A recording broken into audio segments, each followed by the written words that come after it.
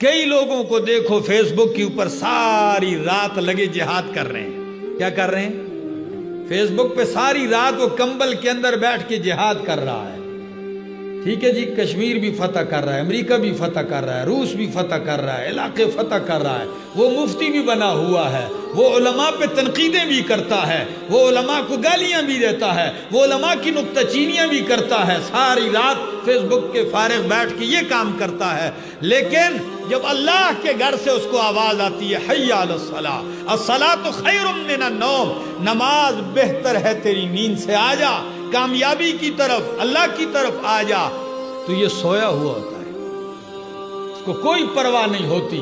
ایک شخص کا تذکرہ اللہ کے نبی کے سامنے کیا گیا، صحیح بخاری کی حدیث ہے. فرمایا یا رسول اللہ وہ صبح سورج طلوع ہونے تک سویا رہتا ہے. نبی علیہ السلام نے فرمایا ان الشیطان بال فی اذنہ، اس کے کان میں شیطان نے پیشاب کر دیا ہے. نماز گئی، یہ سویا ہوا ہے، 7 بجے 8 بجے اٹھ گیا، پرفیوم وغیرہ لگا کے جا رہا کاروبار. دعا کرو برکت آ جائے روزگار میں، دعا کرو کاروبار چلے. او بھائی جب آپ اتنی پلیتی کی حالت میں خبیث و نفس ہو کے بندہ اٹھے، اس کے ناک میں شیطان رات گزارے، اس کے کانوں میں شیطان پیشاب کر جائے، اس حال میں صبح اٹھے اور وہ کیا مانگے اللہ سے؟ برکت کی دعا مانگے. برکت نہیں لعنت آئے گی آپ پر.